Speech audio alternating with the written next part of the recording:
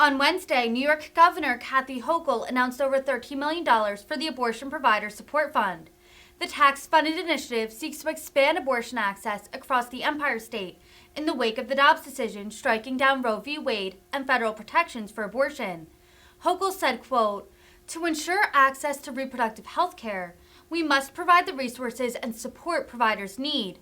I will not stand by and allow women to be subjected to government-mandated pregnancies." Hochul is currently running for a full term as governor, with recent polls showing her ahead, but not breaking away from the challenge of Republican Lee Zeldin. She has sought to make reproductive rights central to her campaign and her political identity. Of the great state of New York, Governor Kathy Hochul.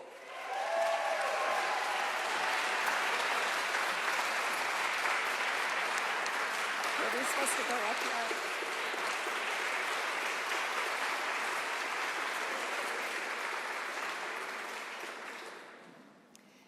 We welcome you to the historic Judson Church, which has anchored the south side of Washington Square Park for over 130 years. I'm Abigail, I'm one of the archivists here, and I wanted to share with you that in the 1960s, a group of ministers and clergymen met down the street at Washington Square Methodist Church to consider the theological implications of abortion and the practical ministry that a compassionate response to an unintended pregnancy would require. They decided to form the Clergy Consultation Service on Abortion, a referral service that would help women find safe abortions before it was legal. Because this response was, as they said, to a higher calling, born of their faith and theological understanding, they saw no need to hide in the shadows. The service was announced on the front page of the New York Times, May 22nd, 1967, and it included a list of their names. Women would call a number that came here to the church and be given the name of a clergy person who would offer the care they needed, whether it was to have a safe abortion or to keep a pregnancy to term. The agency was with the woman. The CCS spread nationwide, and by the time Roe v. Wade was passed, they had served over 450,000 women in need. Our theology honors what is known as soul competency, and because of that, we believe women are their own moral agents. So we have been in this fight for women's autonomy over their God-given body, not in spite of our faith, but because of it.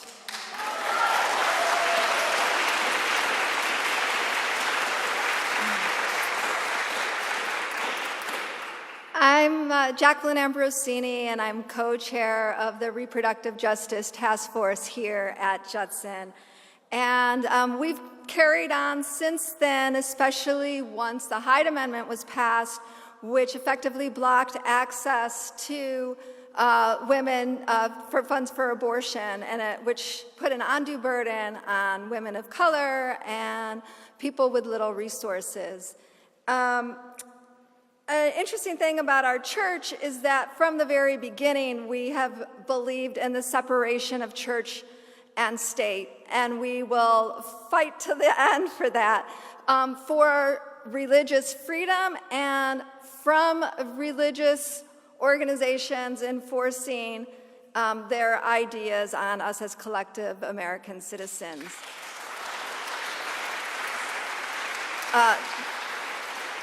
We support all initiatives that support women in their reproductive health and their bodily autonomy, and we're delighted that the governor has come today with her initiatives, which we fully support. Thank you. Please welcome to the podium Governor Kathy Hochul.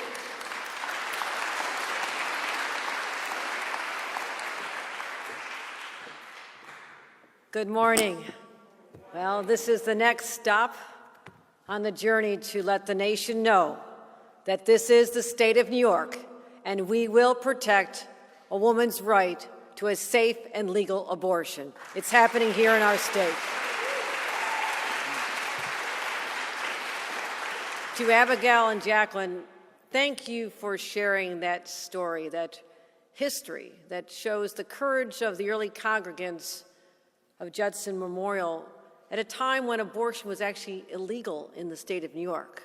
It became legal 3 years ahead of Roe v. Wade, but this was 1967, 3 years before it was legal even in our state. So that is the courage of these social justice actions taken by churches all across America, whether it was the right for civil rights, the rights for women's rights, or rights to women's autonomy over their bodies. So I commend you and to everyone involved in this congregation for inspiring us and letting us know that God is out there on our side as we continue to make sure that women have the rights that are God-given rights, as you mentioned. So thank you very much. We're also delighted to have here our Congressman, Jerry Nadler, joining us once again, a true champion on women's issues. Our Senator, Brad Hoylman, taking it to the streets all the time, fighting these fights for his district. Deborah Glick, one of our great champions in the Assembly on these issues, representing this district. Borough President Mark Levine has joined us as well here. These are all your in-district representatives, but this issue is much larger than this district, which is why I'm really proud that we've been joined by other members of the Assembly. Harvey Epstein has joined us. Thank you very much, Harvey, for being here. Jessica Gonzalez-Rojas has joined us. Jessica. Joanne Simon is here. Joanne Simon. Rebecca Seawright, Assembly member. Did I miss anybody? Jennifer.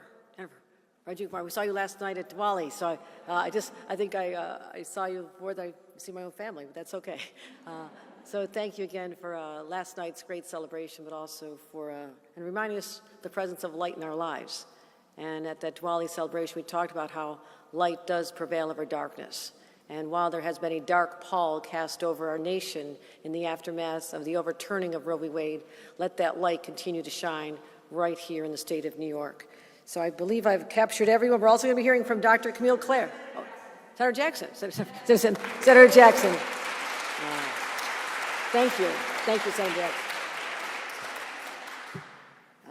Dr. Camille Clare is the chair of obstetrics and gynecology at SUNY Downstate. We'll be hearing from her in a couple minutes as well. And I want to thank everyone who has come out this morning. Yes, this Judson Memorial, this location, has been a beacon for women seeking hope, seeking freedom, seeking just options. And I thank all of you for continuing this. And as you mentioned, as I mentioned, we have been way ahead of the curve here. And I mentioned 1970. At the time, we were one of the few states in the nation that realized that women should have rights over their own body. And at the time, over 400,000 women had to travel all across the nation to come here to the state of New York. That is part of our DNA.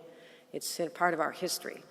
And they came here because they had nowhere else to turn until the protections afforded by Roe v. Wade a few years later. And they looked at that Statue of Liberty standing in our harbor, as it's always stood, welcoming people who are oppressed in search of freedoms. And her torch was held high, welcoming people back then.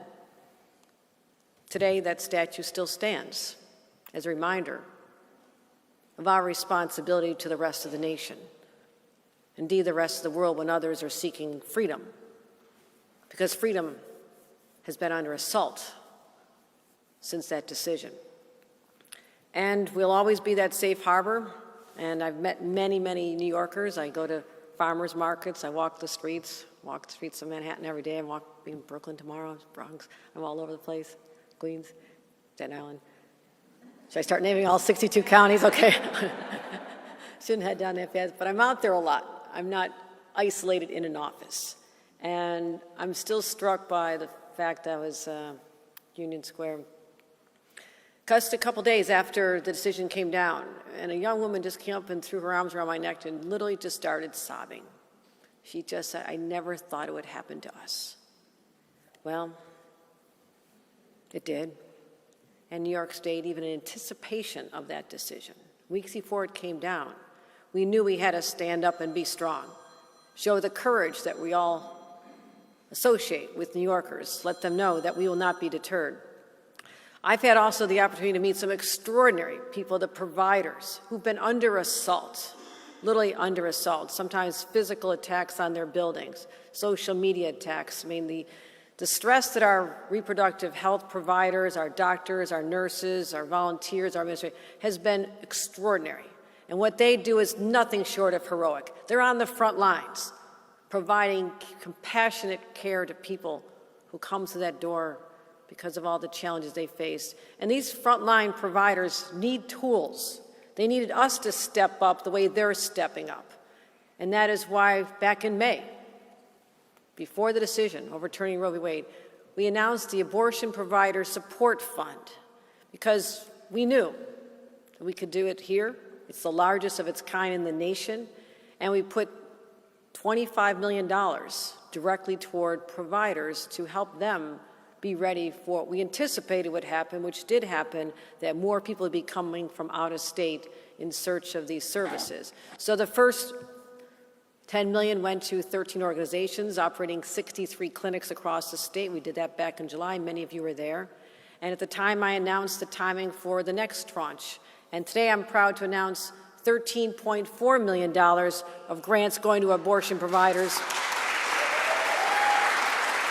50 new organizations, and collectively they operate 127 clinics together. And these are from Long Island to the city, all the way up onto Buffalo, and they include hospital-based providers, independent clinics, as well as many who are receiving state assistance for the very first time because the need is that dire.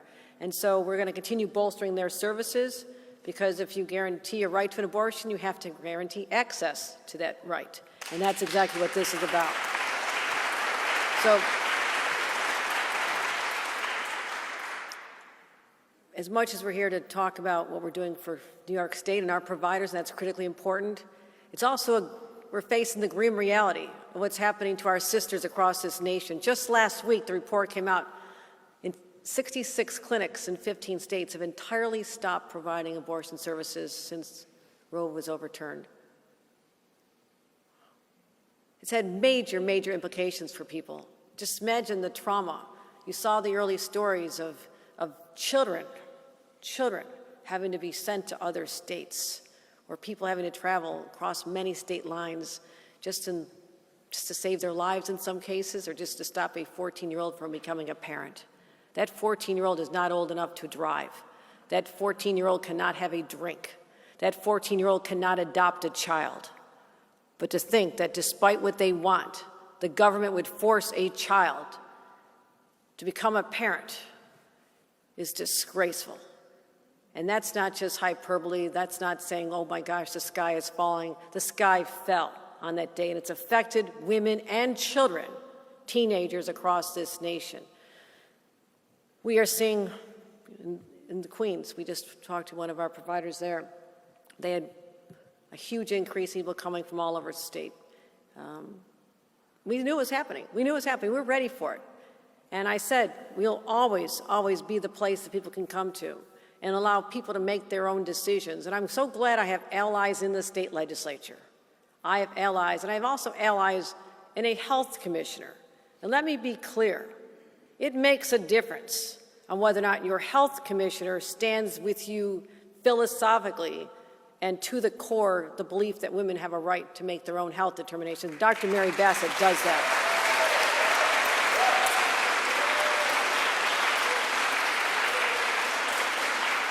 But with our legislature as great partners, we're finally on the journey to enshrine the rights to reproductive freedom to an abortion in our state constitution. It's a journey. It passes the state legislature not once but twice. It goes on the ballot, but the journey has finally begun. We also mandated insurance companies in the state of New York have to cover abortions. We also signed, yes.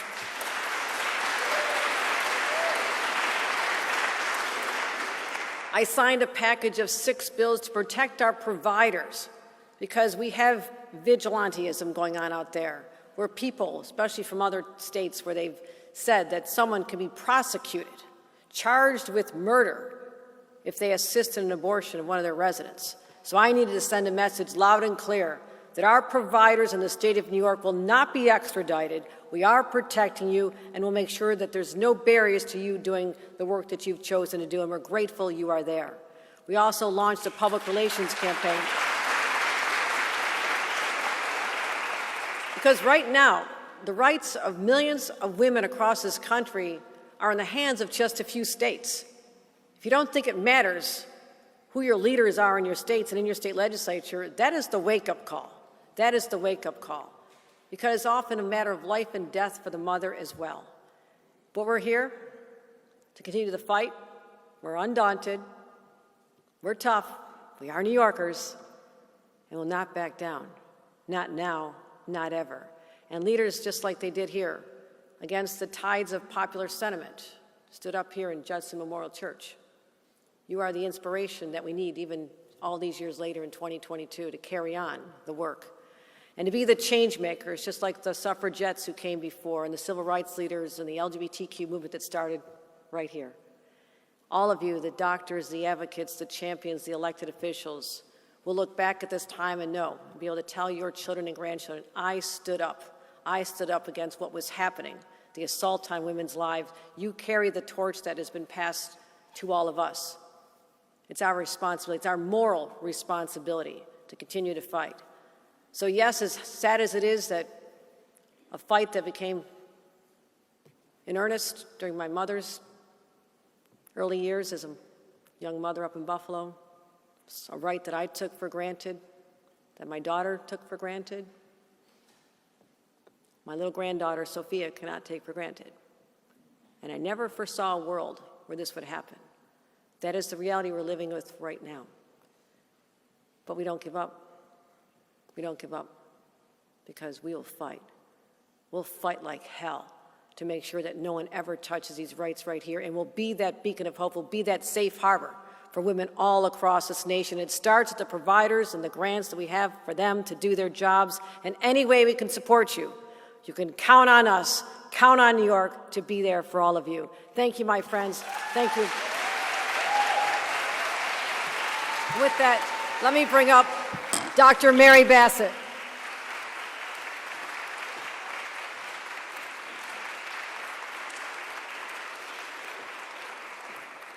Wow.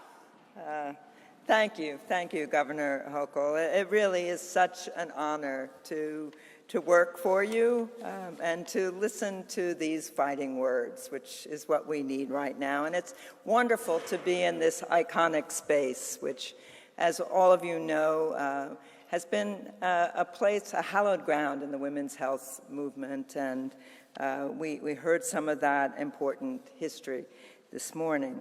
I also want to echo the governor's thanks to providers, and we'll be hearing from Dr. Claire, who are working across the state to provide vital abortion care and reproductive health services. We have always known that this is work that carries danger, impossibly so, but it has become so much more fraught now. And I want to thank them for providing these services to patients every day. And of course, the governor's action, which is really leadership on a national level, means that New York State, as it has since 1970, before Roe v. Wade, remains a safe harbor for abortion access for all who need it, and we will keep it that way. This work is so important, and it's more necessary than ever before. 13 states have banned abortion, and more are likely to follow. There are 22 states that have laws that could restrict the legal status of abortion, and these states are home to 30 to 40 million women who are of reproductive age, and they now lack access to the abortion care that they may need. So we knew, as the governor has said, that from our history, the role that the state could play. We knew that before Roe v. Wade, 400,000 abortions were performed in this state, 2/3 of them from people who traveled from outside of the state. So we started getting ready. And I'm immensely grateful that Governor Hochul did not hesitate to prepare New York State. With our $25 million abortion provider fund, we made immediate investments, and today, as you've heard, we're announcing additional investments. 37 separate applicants will be providing services that span 64 unique sites. We looked in our second round of funding to include family planning providers, other licensed healthcare providers, independent clinics, all across the state. And we considered the communities and parts of the state where it would be most difficult to access these services following the Dobbs versus Jackson decision. So in round one, we awarded $10 million to 13 programs. That was 63 sites under our comprehensive family planning program. And we did more than that.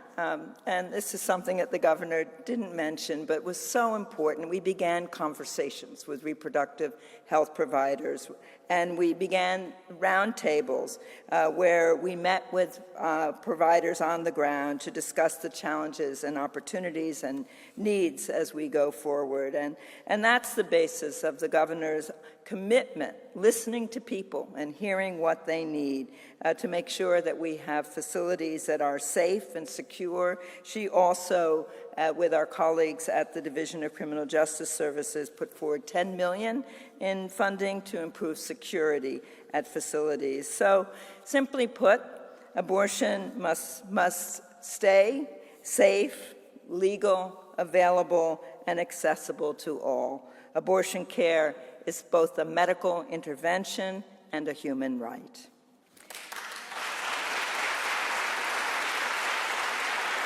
Thank you.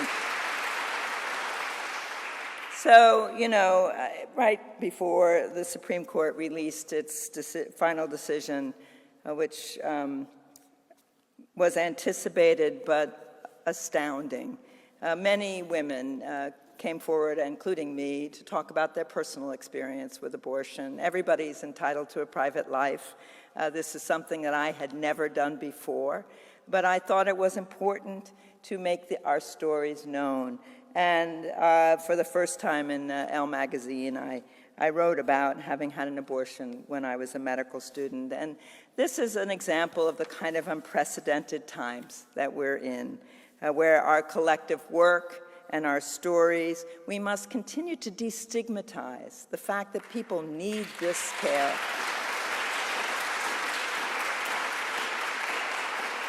So, working side by side with Governor Hochul and abortion providers, the Health Department will continue to work to assure that reproductive health centers are fully supported and that we will meet emerging and unexpected needs. If abortion access and reproductive health care more generally is to be protected, it will be held by the strength of state policy, by the promise of public health, and by the will of the people. This is a fact. Everyone who respects the right of women, all people, must work in concert to preserve and support these rights. So we have to consider ways to increase availability of the oral abortion pill and extend the number of providers who can work across states, not just within states, and we have to continue to break down the barriers for those who need more education, resources, and support to access safe abortion and reproductive health. So I'm proud of our Abortion Access Always campaign, and we have a website. I'm always supposed to mention our websites, which is newyork.gov/abortion. The truth is that abortion is a health issue that affects the whole of our population, not just people who have a womb. Every woman, every girl, every person who comes to New York seeking an abortion must know that their health, their choices, their lives are theirs to live as they choose to live them, and that matters. So I want to thank again our governor for these nation-leading efforts and the new awards that we're announcing today. We have promised that the calls for care will not go unanswered. So with that, I'd like to bring up somebody who's on the front lines of this struggle and introduce Dr. Camille Clare, who's the chair of obstetrics and gynecology at SUNY Downstate. She has many honors and other hats that she wears, but I'm going to acknowledge her today as the partner to the Department of Health on issues of reproductive health and maternal mortality. Thank you very much, Dr. Clare.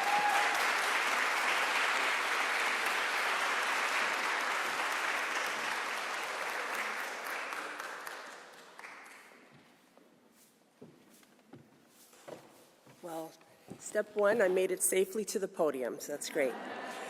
So thank you so much to Governor Hochul for this extreme opportunity to speak to you. I'm Dr. Camille Clare, as mentioned, immediate past chair of the American College of Obstetricians and Gynecologists, ACOG, District 2 here in New York State, representing 5,000 OBGYNs, and thank you for my colleagues who may be here in the audience. I'm also, as mentioned, chair of the Department of Obstetrics and Gynecology at Downstate.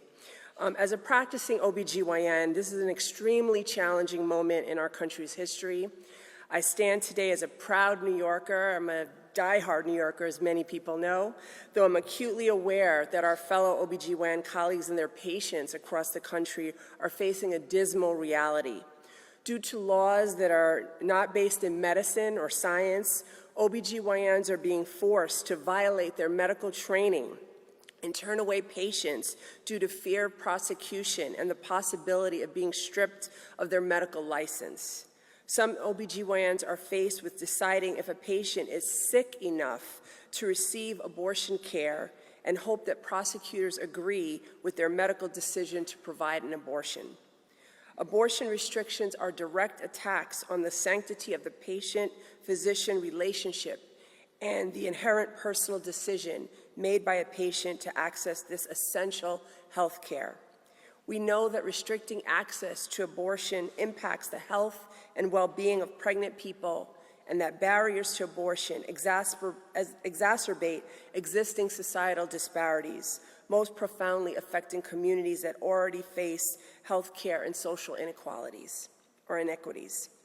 As a national safe harbor for abortion care, New York State must continue to take a strong stance to ensure comprehensive reproductive health care is accessible in our state.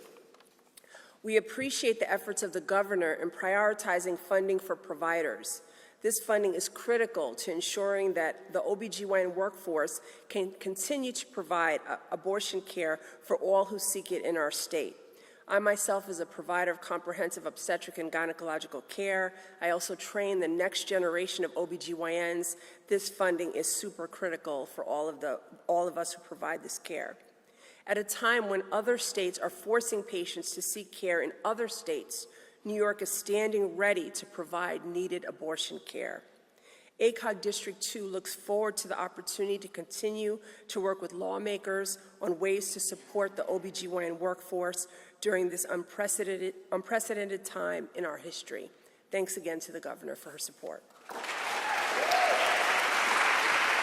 Thank you for attending today's event. We ask that you please remain seated while we take a couple photos in front of the stage. Thank you. Please remain seated.